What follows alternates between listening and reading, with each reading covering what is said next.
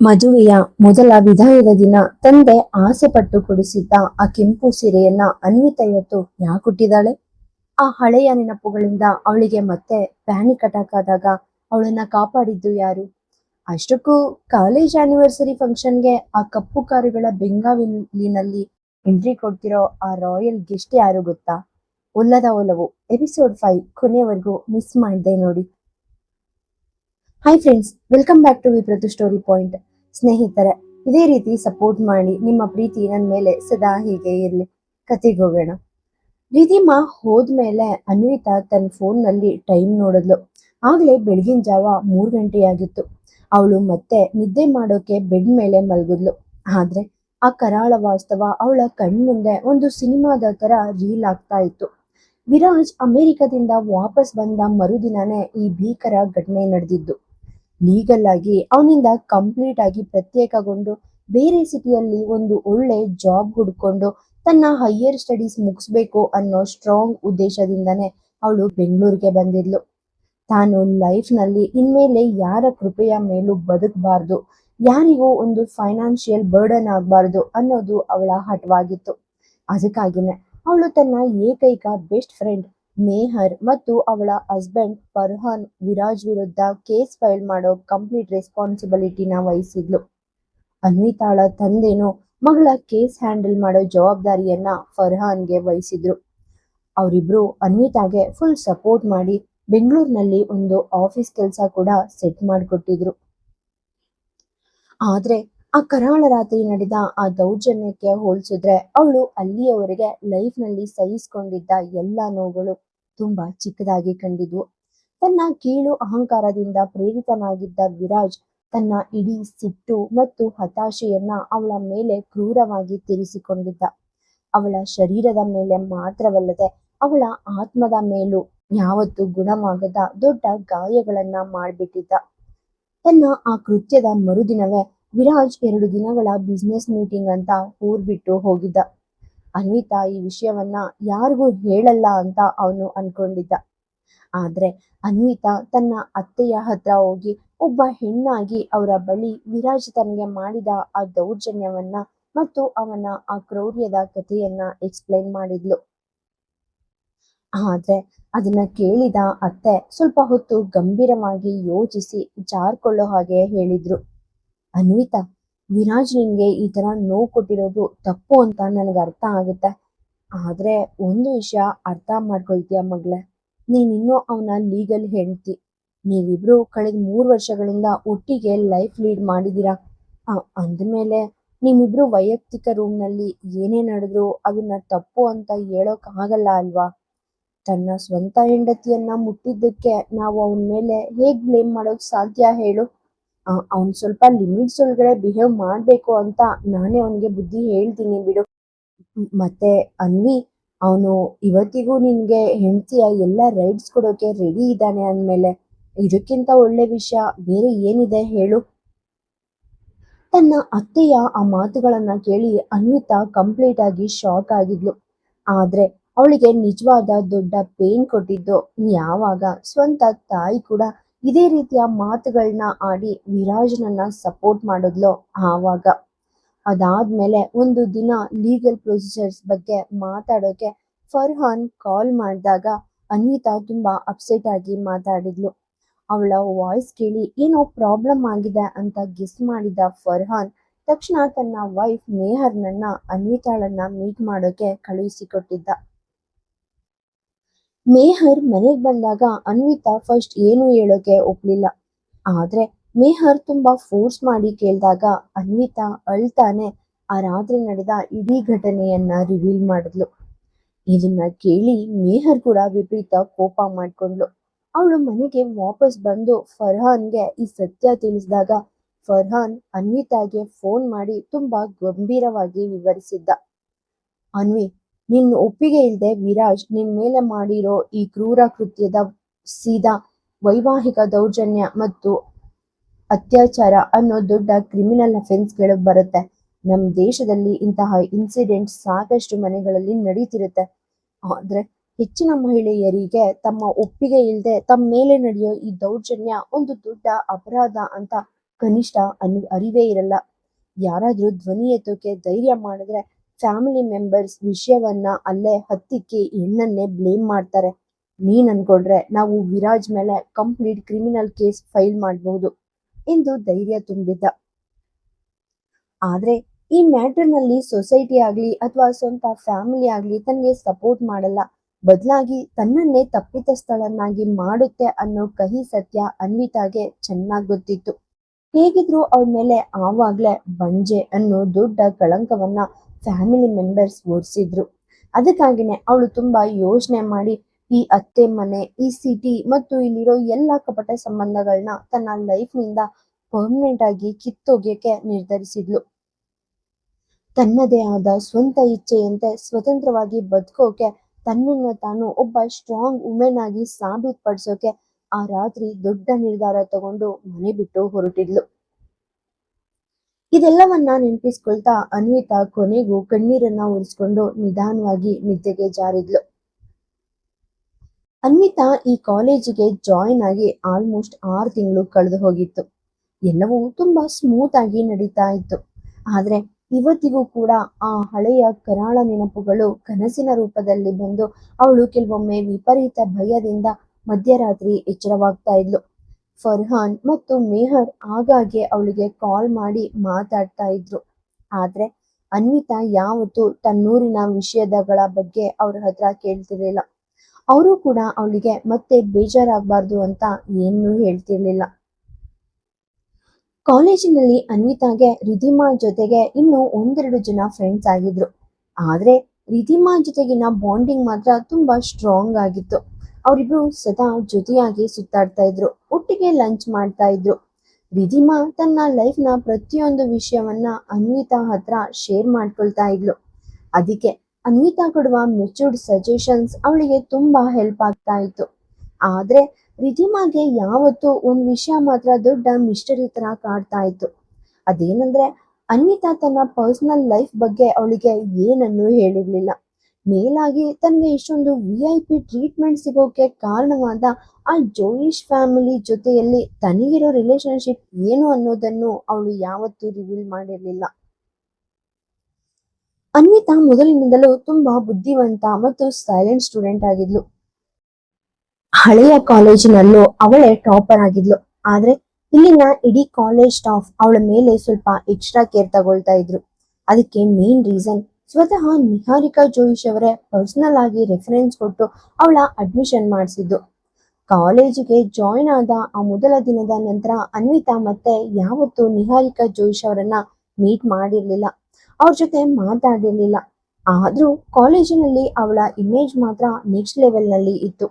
ಅಷ್ಟೇ ಅಲ್ಲ, ಅನ್ವಿತಾಳ ಇಡೀ ಕೋರ್ಸ್ ಫೀಸ್ ಅನ್ನ ಆವಾಗ್ಲೇ ಕಂಪ್ಲೀಟ್ ಆಗಿ ಪೇ ಮಾಡಲಾಗಿತ್ತು. ಅದು ಆ ಸಮಯದಲ್ಲಿ ತುಂಬಾ ದೊಡ್ಡ ಅಮೌಂಟ್ ಆಗಿತ್ತು. ಎಲ್ಲದಕ್ಕಿಂತ ಹೆಚ್ಚಾಗಿ ಅನ್ವಿತಾ ತನ್ನ ಪೇರೆಂಟ್ಸ್ ಬಗ್ಗೆನೂ ರಿಧಿಮಾ ಹತ್ರ ಯಾವತ್ತೂ ಮಾತಾಡಿರ್ಲಿಲ್ಲ. ಅವಳ ಫೋನಿಗೆ ಮನೆಯವರಿಂದ ಒಂದೇ ಒಂದು ಕಾಲ್ ಕೂಡ ಬರ್ತಾ ಇರಲಿಲ್ಲ. ಅನ್ವಿತಾ ಕೂಡ ಅವರಿಗೆ ಕಾಲ್ ಮಾಡಿದ್ದನ್ನ ಯಾರು ನೋಡಿರ್ಲಿಲ್ಲ. ರಿಧಿಮಾಗೆ ಈ ಎಲ್ಲಾ ವಿಷಯಗಳಲ್ಲಿ ತುಂಬಾ ಕನ್ಫ್ಯೂಷನ್ಸ್ ಇತ್ತು. ಅವಳು ಎಷ್ಟೋ ಬಾರಿ ಇದ್ರ ಬಗ್ಗೆ ಇಂಡೈರೆಕ್ಟ್ ಆಗಿ ಕೇಳಿದ್ರು ಅನ್ವಿತಾ ಜಸ್ಟ್ ಸ್ಮೈಲ್ ಮಾಡಿ ವಿಷಯ ಬದಲಾಯಿಸ್ಬಿಡ್ತಾ ಇದ್ಲು. ಇವತ್ತು ಕೂಡ ಅಂತಹದೇ ಒಂದು ಸಿಚುವೇಶನ್ ಎದುರಾಯ್ತು. ಇವತ್ತು ಕಾಲೇಜಿನ 10ನೇ ವರ್ಷದ ಆನಿವರ್ಸರಿ ಫಂಕ್ಷನ್ ಆಗಿದ್ರಿಂದ ಜೋಯಿಶ್ ಫ್ಯಾಮಿಲಿ ಕಡೆಯಿಂದ ಯಾರಾದ್ರೂ ಚೀಫ್ ಗೆಸ್ಟ್ ಆಗಿ ಬರೋದು 100ಕ್ಕೆ 100 ಕನ್ಫರ್ಮ್ ಆಗಿತ್ತು. ಹಾಗಾಗಿ ರಿಧಿಮಾ ಬೆಳಿಗ್ಗೆಯಿಂದಲೇ ಅನ್ವಿತಾಳನ್ನ ಬ್ರೈನ್ ವಾಶ್ ಮಾಡಿ ಸತ್ಯ ಬಾಯ್ ಬಿಡ್ಸೋಕೆ ಟ್ರೈ ಮಾಡ್ತಾ ಇದ್ಲು. ಅವಳು ಅನ್ವಿತಾ ರೂಮಿನಲ್ಲಿ ಕುಳಿತು ಅನ್ವಿತಾ ಮಿರರ್ ಮುಂದೆ ರೆಡಿ ಆಗ್ತಿರೋದನ್ನ ನೋಡ್ತಾ ಕೇಳಿದ್ಲು. ಅನ್ವಿ, ನಿಜ ಹೇಳೆ, ನಿಹಾರಿಕಾ ಜೋಯಿಶ್ ಅವ್ರಿಗೂ ನಿನಗೂ ಏನ್ ಸಂಬಂಧ? ಅವರು ಕೂಡ ಮೊದಲಿಗೆ ಒಂದು ಮಿಡಲ್ ಕ್ಲಾಸ್ ಫ್ಯಾಮಿಲಿಯಿಂದ ಬಂದವರು ಅಂತ ನಾನು ಕೇಳಿದೀನಿ. ನೀನು ಅವ್ರ ತಾಯಿ ಕಡೆ ರಿಲೇಟಿವ್ ಇರ್ಬೇಕಲ್ವಾ? ಯಾಕಂದ್ರೆ ನಿನ್ನ ಹ್ಯಾಬಿಟ್ಸ್, ಬಿಹೇವಿಯರ್, ಡ್ರೆಸ್ಸಿಂಗ್ ಸೆನ್ಸ್ ಎಲ್ಲ ನೋಡಿದ್ರೆ ಪಕ್ಕಾ ಮಿಡಲ್ ಕ್ಲಾಸ್ ತರ ಇರುತ್ತೆ. ಆದ್ರೆ ನಿನ್ನ ಆಟಿಟ್ಯೂಡ್ ಮಾತ್ರ ಯಾರೋ ದೊಡ್ಡ ರಾಯಲ್ ಫ್ಯಾಮಿಲಿ ಹುಡುಗಿ ತರ ಇರುತ್ತೆ. ಒಂದು ವಿಷಯ ಹೇಳು, ನೀನ್ ಯಾವತ್ತಾದ್ರೂ ಆಶಿಕ್ ಜೋಯಿಶ್ನ ಮೀಟ್ ಮಾಡಿದ್ಯಾ? ಅವನು ನೋಡೋಕೆ ತುಂಬಾ ಹ್ಯಾಂಡ್ಸಮ್ ಆಗಿದ್ದಾನೆ ಅಂಡ್ ಅಷ್ಟೇ ರಿಚ್ ಕೂಡ. ಆದ್ರೆ ಪಾಪ ಯಾರೋ ಹುಡುಗಿ ಪ್ರೀತಿಲಿ ಕಂಪ್ಲೀಟ್ ಆಗಿ ಹುಚ್ಚನಾಗಿದ್ದಾನಂತೆ. ಆ ಬೇಜಾರ್ನಲ್ಲಿ ಅವನು ಒಂದೆರಡು ಸಾರಿ ಸೂಸೈಡ್ ಮಾಡ್ಕೊಳ್ಳೋಕ್ಕೂ ಟ್ರೈ ಮಾಡಿದ್ನಂತೆ. ಅದಕ್ಕೆ ಈಗ ಟ್ರೀಟ್ಮೆಂಟ್ಗಾಗಿ ಲಂಡನ್ನಲ್ಲಿ ತುಂಬಾ ದಿನದಿಂದ ಇದ್ದಾನೆ ಅಂತ ಕೇಳ್ಪಟ್ಟೆ. ಅದು ನಿಜವೋ ಇಲ್ಲ ಬರೀ ರೂಮರ್ಸ್ ಅಂತ ನನಗೂ ಗೊತ್ತಿಲ್ಲ. ನಿಂಗೇನಾದ್ರೂ ಗೊತ್ತೇನಮ್ಮ? ಹೇ ಹನ್ವಿ, ಬಾತ್ರೂಮ್ ಒಳಗಡೆ ನಿದ್ದೆ ಮಾಡ್ತಾ ಇದೀಯಾ ಏನು? ಅವಳು ಇನ್ನೂ ಜೋರಾಗಿ ಕಿರ್ಚುವ ಮುನ್ನವೇ ಅನ್ವಿತಾ ಬಾತ್ರೂಮಿನಿಂದ ಹೊರಗೆ ಬಂದ್ಲು. ಅವಳನ್ನ ನೋಡಿದ ತಕ್ಷಣ ರಿಧಿಮಾ ಮಾತ್ ನಿಲ್ಸಿ ಬಾಯಿ ಮುಚ್ಕೊಂಡ್ಲು. ಅವಳ ಕಣ್ಣುಗಳು ಕಂಪ್ಲೀಟ್ ಆಗಿ ಅಗ್ಲಾದ್ವು. ಅನ್ವಿತಾ ಕಬೋರ್ಡ್ ಹತ್ರ ಹೋಗಿ ಅಲ್ಲಿದ್ದ ದೊಡ್ಡ ಕನ್ನಡಿಯಲ್ಲಿ ತನ್ನನ್ನ ತಾನು ನೋಡ್ಕೊಂಡ್ಲು. ಎಲ್ಲವೂ ಪರ್ಫೆಕ್ಟ್ ಆಗಿದೆ ಅಂತ ಕನ್ಫರ್ಮ್ ಮಾಡ್ಕೊಂಡು ವಾಪಸ್ ತಿರುಗಿದ್ಲು. ಇನ್ನು ತನ್ನನ್ನೇ ದಿಟ್ಟಿಸಿ ನೋಡ್ತಾ ಇದ್ದ ರಿಧಿಮಾ ಹೆಗ್ಲು ಮೇಲೆ ತಟ್ಟಿ ಕೇಳಿದ್ಲು, ರಿಧಿ, ಯಾಕೋ ಎಲ್ಲ ಡೌಟ್ ಬರೋ ತರ ಕಾಣ್ತಿದೆ. ಈ ಕಾಲೇಜ್ನವ್ರಿಗೆ ಬೇರೆ ಯಾರು ಸಿಗ್ಲಿಲ್ವಾ? ಈ ಗೆಸ್ಟ್ಸ್ ಕಡೆಯವ್ರನ್ನ ವೆಲ್ಕಮ್ ಮಾಡೋ ಡ್ಯೂಟಿನ ನನ್ಗೆ ಯಾಕೆ ಕೊಟ್ಟಿದ್ದಾರೆ ಅಂತಾನೆ ಅರ್ಥ ಆಗ್ತಿಲ್ಲ. ನನ್ಗಂತೂ ಇಷ್ಟೊಂದು ಕ್ರೌಡ್ ಕಂಡ್ರೇನೆ ಇರಿಟೇಷನ್ ಆಗುತ್ತೆ. ಅದ್ರ ಮೇಲಂತೂ ಇದು ಯಾರ ಮೂರ್ಖತನದ ಸೀರೆ ಹಿಡಿಯಾನೋ ಗೊತ್ತಿಲ್ಲ. ತನ್ನ ಸೀರೆಯ ನೆರಿಗೆಗಳನ್ನ ನೀಟಾಗಿ ಸರಿಪಡಿಸ್ಕೊಳ್ತಾ ಅನ್ವಿತಾ ಬೇಜಾರಿನಿಂದ ಹೇಳಿದ್ಲು. ರಿಧಿಮಾ ಇನ್ನು ಸೈಲೆಂಟ್ ಆಗಿ ಇರೋದ್ ನೋಡಿ ಅನ್ವಿತಾ ಇರಿಟೇಷನ್ ನಿಂದ ಹೇಳಿದ್ಲು, ಓಯ್ ಮಹಾರಾಣಿ, ಏನಾದ್ರೂ ಹೇಳ್ತೀರಾ ಅಥವಾ ಇಲ್ವಾ? ಅಲ್ಲಿವರೆಗೂ ನಾನ್ ಸ್ಟಾಪ್ ರೇಡಿಯೋ ತರ ಮಾತಾಡ್ತಿದ್ರಲ್ವಾ, ಈಗೇನಾಯ್ತು? ಅನ್ವಿತಾ ಈ ಮಾತು ಹೇಳ್ತಿದ್ದಂತೆ ರಿಧಿಮಾ ಬೆಡ್ ಮೇಲಿಂದ ಸಡನ್ ಆಗಿ ಜಂಪ್ ಮಾಡಿ ಅವಳ ಪಕ್ಕ ಬಂದ್ ನಿಂತ್ಲು. ತನ್ನ ಜಾಕೆಟ್ ಜೇಬಿನಿಂದ ಒಂದು ಚಾಕ್ಲೇಟ್ ತೆಗೆದು ಅದರ ಕವರ್ ಓಪನ್ ಮಾಡಿ ಒಂದು ಪೀಸ್ ಅನ್ವಿತಾ ಬಾಯಿಗೆ ಹಾಕಿ ಇನ್ನೊಂದು ಪೀಸ್ ತನ್ನ ಬಾಯಿಗೆ ಹಾಕೊಂಡು ತುಂಬಾ ಬುದ್ಧಿವಂತ ಬಾಬಾ ಸ್ಟೈಲ್ ನಲ್ಲಿ ಹೇಳಿದ್ಲು, ಹೇ ಬ್ರೋ, ನೀನೇನಾದ್ರೂ ಅವರ ರಿಲೇಟಿವ್ ಆಗಿದ್ರೆ ನಿನ್ನನ್ನ ವೆಲ್ಕಮ್ ಮಾಡಕ್ಕೆ ಈ ಕಾಲೇಜ್ನವರು ನಿನ್ ಕೈಗೆ ಬೊಕ್ಕೆ ಕೊಡ್ತಿರ್ಲಿಲ್ಲ. ಅಂಡ್ ನೀನವರ ಸಂಬಂಧಿ ಅಲ್ದೇ ಇದ್ರೂ ಪರವಾಗಿಲ್ಲ. ಆದ್ರೆ ಇವತ್ತು ಈ ಸೀರೆಯಲ್ಲಿ ನೀನ್ ಕಾಣ್ತಿರೋ ಆ ರಾಯಲ್ ಲುಕ್ ಇದೆಲ್ಲ, ಮೈ ಗಾಡ್, ಕಾಲೇಜ್ನವರು ನಿನ್ನನ್ನೇ ಚೀಫ್ ಗೆಸ್ಟ್ ಮಾಡ್ಬೇಕಿತ್ತು. ಇವತ್ತು ಕಾಲೇಜ್ನಲ್ಲಿರೋ ಹುಡುಗರೆಲ್ಲ ನಿನ್ ಬ್ಯೂಟಿಗೆ ಕಂಪ್ಲೀಟ್ ಆಗಿ ಕ್ಲೀನ್ ಬೋಲ್ಡ್ ಆಗೋದು guarantee. I swear dear, you look extremely hot and beautiful. ಹೀಗೆ ಹೇಳ್ತಾ ರಿಧಿಮಾ ಇನ್ನು 2-3 ಚಾಕ್ಲೇಟ್ ಪೀಸ್ ಬಾಯಿಗೆ ಹಾಕೊಂಡು ನುಂಗುದ್ಲು. ಅವಳ ಮಾತನ್ನ ಕೇಳಿದ ಮೇಲಂತೂ ಎಂದಿನಂತೆ ಯಾವುದೇ ಎಮೋಷನ್ ಇಲ್ಲದೆ ಸೈಲೆಂಟ್ ಆಗಿ ಉಳಿದ ಅನ್ವಿತಾ ಅವಳ ಕೈಯಲ್ಲಿದ್ದ ಚಾಕ್ಲೇಟ್ ಕವರ್ ಕಿತ್ಕೊಂಡು ಅವಳನ್ನೇ ದಿಟ್ಟಿಸ್ ನೋಡ್ತಾ ಹೇಳಿದ್ಲು, ನಿನ್ನ ಡ್ರಾಮಾ ಎಲ್ಲ ಮುಗೀತಾ ಅಥವಾ ಇನ್ನೂ ಏನಾದ್ರೂ ಬಾಕಿ ಇದೆಯಾ? ನೀನ್ ಇವಾಗ ರೆಡಿ ಆಗ್ತೀಯಾ ಇಲ್ವಾ? ನಾವಿಬ್ರು 11 ಗಂಟೆಗೆ ಆಡಿಟೋರಿಯಂ ತಲುಪಬೇಕು. ಕಾಲೇಜ್ ವ್ಯಾನ್ ಬರೋ ಟೈಮ್ ಆಯ್ತು. ಅನ್ವಿತಾ ಅಷ್ಟು ಸೀರಿಯಸ್ ಆಗಿ ಹೇಳಿದ್ಮೇಲೆ ರಿಧಿಮಾ ಅವಳಿಗೆ ಕೈ ಮುಗ್ದು ನಗ್ತಾ ರೆಡಿ ಆಗೋಕೆ ತನ್ನ ರೂಮ್ಗೆ ಓಡಿದ್ಲು. ಅವಳು ಹೋದ್ಮೇಲೆ ಅನ್ವಿತಾ ಮತ್ತೊಮ್ಮೆ ಕನ್ನಡಿಯಲ್ಲಿ ತನ್ನನ್ನ ತಾನು ಕಣ್ ತುಂಬಿಕೊಂಡ್ಲು. ಇವತ್ತು ಅವಳು ತುಂಬಾ ದಿನಗಳ ನಂತರ ಸೀರೆ ಉಟ್ಟಿದ್ಲು. ಇನ್ನು ಕರೆಕ್ಟ್ ಆಗಿ ಹೇಳ್ಬೇಕಂದ್ರೆ ಈ ಹೊಸ ಸಿಟಿಗೆ ಬಂದ ಮೇಲೆ ಅವಳು ಸೀರೆ ಧರಿಸಿದ್ದು ಇದೇ ಫಸ್ಟ್ ಟೈಮ್.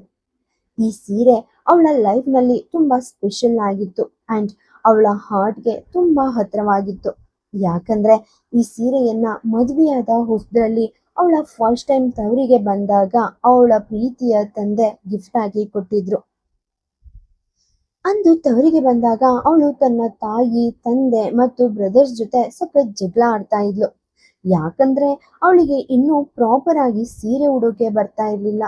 ಮೇಲಾಗಿ ಮದ್ವೆಯಲ್ಲಿ ಅವರೆಲ್ಲ ತುಂಬಾ ಕಷ್ಟಪಟ್ಟು ಹೆವಿ ಸೀರೆಗಳನ್ನ ಗಿಫ್ಟ್ ಕೊಟ್ಟಿದ್ರಿಂದ ಅವಳಿಗೊಂಥರ ಇರಿಟೇಷನ್ ಆಗ್ತಾ ಇತ್ತು. ಅವಳು ಹಾಗೆ ಮುದ್ದಾಗಿ ಜಗಳ ಆಡ್ತಾ ರೂಮ್ ನಲ್ಲಿ ಸುತ್ತಾಡೋದನ್ನ ನೋಡಿ ಅವಳ ಅಣ್ಣ ತಮ್ಮಂದ್ರು ಅವಳನ್ನ ಸಿಕ್ಕಾಪಟ್ಟೆ ರೇಗಿಸ್ತಿದ್ರು.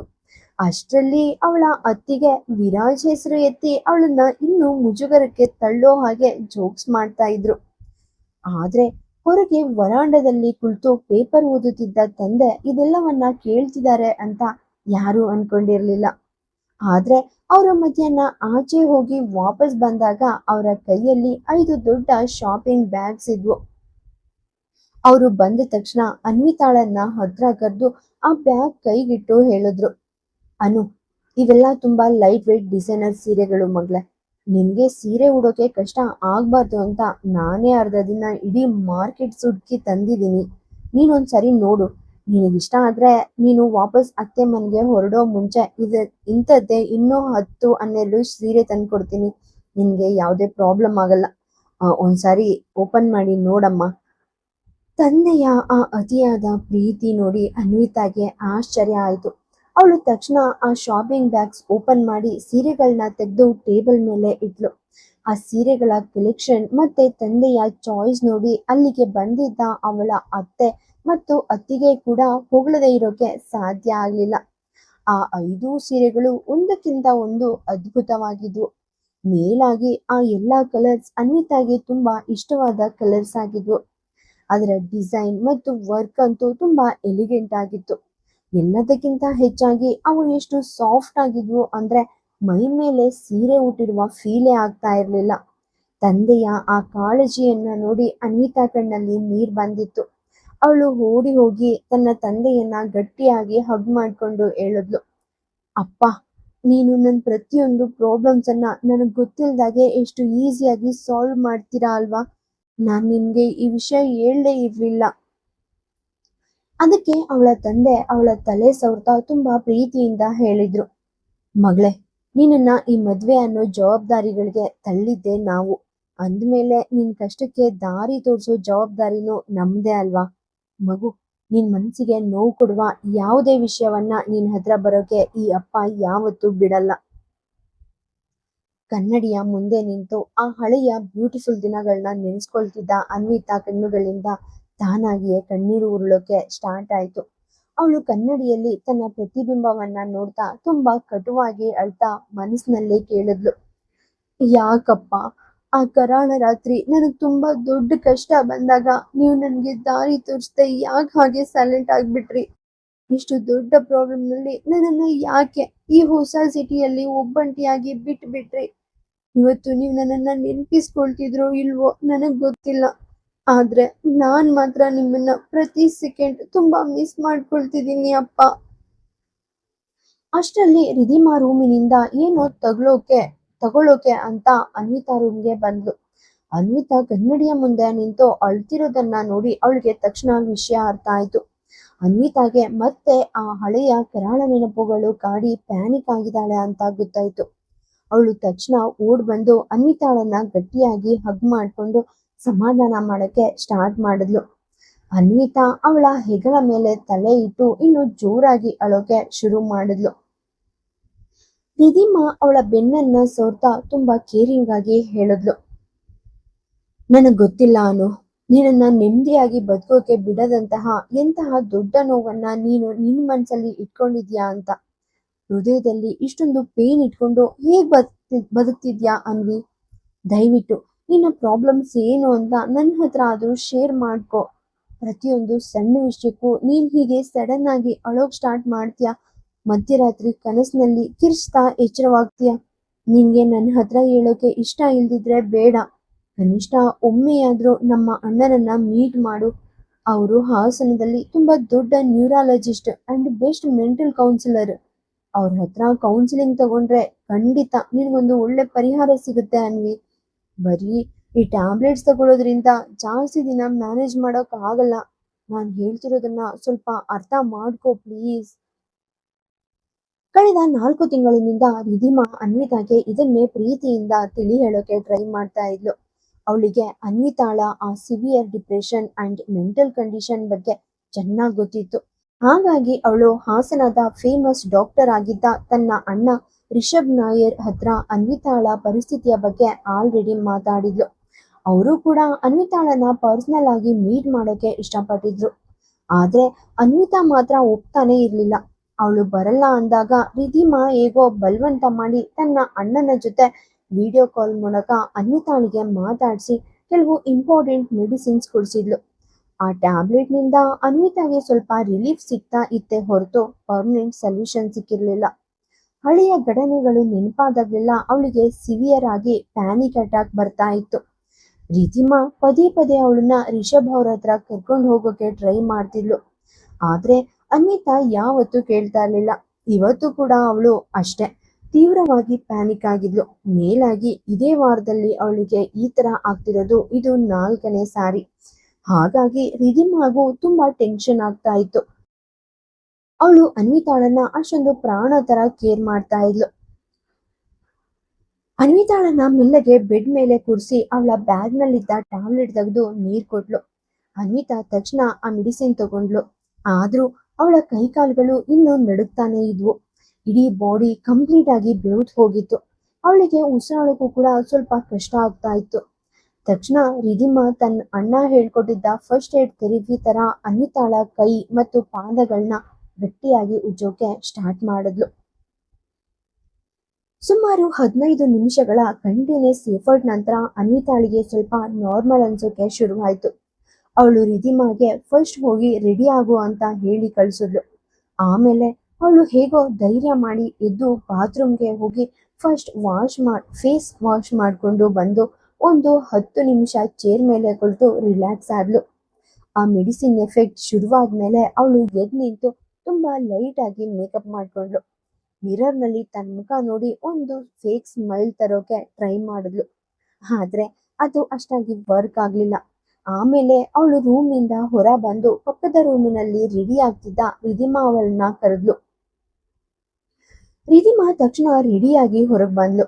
ನಿಸ್ಸಂದೇಹವಾಗಿ ಅವಳು ಇವತ್ತು ತುಂಬಾ ಬ್ಯೂಟಿಫುಲ್ ಆಗಿ ಕಾಣಿಸ್ತಿದ್ಲು. ಅನ್ವಿತಾ ಅವಳ ಹತ್ರ ಹೋಗಿ ಕಾಲೆಳಿತಾ ಹೇಳಿದ್ಲು, ರಿಧಿ, ನೀನು ಎಷ್ಟೇ ಒಳ್ಳೆ ಬಟ್ಟೆ ಹಾಕೊಂಡ್ರು ಅಷ್ಟೇ, ನೋಡೋಕೆ ಇನ್ನು ಕೂತಿ ತರಾನೇ ಕಾಣ್ತೀಯ. ಅದಕ್ಕೆ ರಿಧಿಮಾ ಸುಳ್ಳು ಕೋಪ ತೋರಿಸ್ತಾ ಅನ್ವಿತಾಳನ್ನ ಪಕ್ಕಕ್ಕೆ ತಳ್ಳಿ ಆ ಕಡೆಯಿಂದ ಬರ್ತಾ ಇದ್ದ ತಮ್ಮಿಬ್ಬರ ಕಾಮನ್ ಫ್ರೆಂಡ್ ಸ್ನೇಹಾಳಿಗೆ ಕೇಳಿದ್ಲು, ಸ್ನೇಹ ಪ್ಲೀಸ್, ಈ ಹುಡುಗಿಗೆ ಸ್ವಲ್ಪ ಹೇಳು. ಇವಳು ನನ್ನ ಪ್ರಪೋಸಲ್ ಒಪ್ಕೊಂಡು ನನ್ನ ಜೊತೆ ಹಾಸನಕ್ಕೆ ಬರೋಕೆ ಒಪ್ಕೋವರೆಗೂ ನಾನು ಇವಳ ಜೊತೆ ಮಾತಾಡಲ್ಲ ಅಂತ ಹೇಳ್ಬಿಡು ಕಟ್ನಿಟ್ಟಾಗಿ.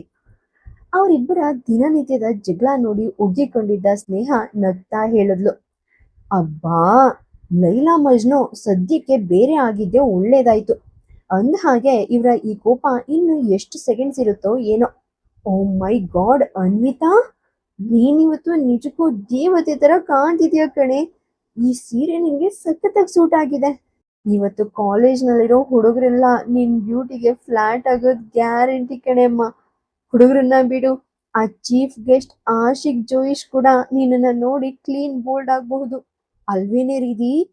ಸ್ನೇಹ ಅನ್ವಿತಾಳನ್ನ ಹೊಗಳುತ್ತಾ ರಿಧಿಮಾ ಕಡೆ ನೋಡಿ ಕಣ್ಮಿಡ್ಸಿದ್ಲು. ರಿಧಿಮಾ ಕೂಡ ಇನ್ಮೇಲೆ ಫುಲ್ ಎಕ್ಸೈಟ್ಮೆಂಟ್ ಅಂತ ಹೇಳಿದ್ಲು, ಹೌದೌದು, ಇವತ್ತು ನಮ್ಮ ಕಾಲೇಜಿಗೆ handsome business icon Ashik Joish sir ಬರ್ತಾ ಇದ್ದಾರೆ. ಆದ್ರೆ ಏನ್ ಪ್ರಯೋಜನ ಹೇಳು? ನಾವೆಲ್ಲ business students corporate black suit ಹಾಕೊಂಡು ಒಂದೇ ತರ ಕಾಣ್ತೀವಿ. ಆದ್ರೆ ನಮ್ಮ ಕಾಲೇಜಿನ ಈ ಸ್ಪೆಷಲ್ VIP ಮೆಂಬರ್ ಮಾತ್ರ ಇಡೀ ಕಪ್ಪು ಸೂಟುಗಳ ಮಧ್ಯೆ ಈ ರೆಡ್ ಸೀರೆಯಲ್ಲಿ ಎದ್ದು ಕಾಣ್ತಾ ಇದ್ದಾಳೆ. ಜನರು ಬೇಡ ಅಂದ್ರು ಇವಳನ್ನೇ ದಿಟ್ಟಿಸಿ ನೋಡ್ತಾರೆ. ಅಂದ ಹಾಗೆ ಮಿಸ್ ಅನ್ವಿತಾ ಪಾಟೀಲ್, ಇವತ್ತು ನೀವು ನಮ್ ಜೊತೆ ನಾರ್ಮಲ್ ಚೇರ್ ನಲ್ಲಿ ಕುತ್ಕೊಳ್ತೀರಾ ಅಥವಾ ನಿಮ್ಗಾಗಿ ಸ್ಟೇಜ್ ಮೇಲೆ ಸೆಪರೇಟ್ ಸೋಫಾ ಏನಾದ್ರೂ ಇರುತ್ತಾ? ರಿಧಿಮಾಳ ಆ ನಾನ್ ಸ್ಟಾಪ್ ಕಾಮಿಡಿ ಮಾತುಗಳನ್ನ ಕೇಳಿ ಸ್ನೇಹ ಮತ್ತು ಅನ್ವಿತಾ ಇಬ್ರು ಜೋರಾಗಿ ನಗೋಕೆ ಸ್ಟಾರ್ಟ್ ಮಾಡಿದ್ರು. ಆಮೇಲೆ ರಿಧಿಮಾ ತಾನೇ ನಗ್ತಾ ಬಂದು ಅನ್ವಿತಾಳನ್ನ ಗಟ್ಟಿಯಾಗಿ ಹಗ್ ಮಾಡ್ಕೊಂಡ್ಲು. ಲೈಫ್ ನಲ್ಲಿ ಇದೇ ತರ ಯಾವತ್ತು ನಗ್ನಗ್ತಾ ಇರು ಅನ್ನು. ನಿನ್ಗೆ ನಗ್ತಾ ಇದ್ರೇನೆ ತುಂಬಾ ಚೆನ್ನಾಗಿ ಕಾಣ್ತೀಯ. ಅಲ್ಲಿ ಜಾಸ್ತಿ ಜನ ಇದ್ದಾರೆ ಅಂತ ಯಾವುದೇ ಟೆನ್ಷನ್ ತಗೋಬೇಡ, ನಾವೆಲ್ಲ ನಿನ್ ಜೊತೆನೇ ಇರ್ತೀವಿ, ಓಕೆನಾ? ರಿಧಿಮಾಳ ಆ ಪ್ರೀತಿಯ ಮಾತು ಕೇಳಿ ಅನ್ವಿತಾ ಮುಗುಳ್ನಗ್ತಾ ತಲೆಯಾಡ್ಸಿದ್ಲು. ಆಮೇಲೆ ಸ್ನೇಹ ಇಬ್ಬರ ಜೊತೆ ಸೇರಿ ಸೆಲ್ಫಿ ತಗೊಳ್ಳೋಕೆ ಸ್ಟಾರ್ಟ್ ಮಾಡಿದ್ಲು.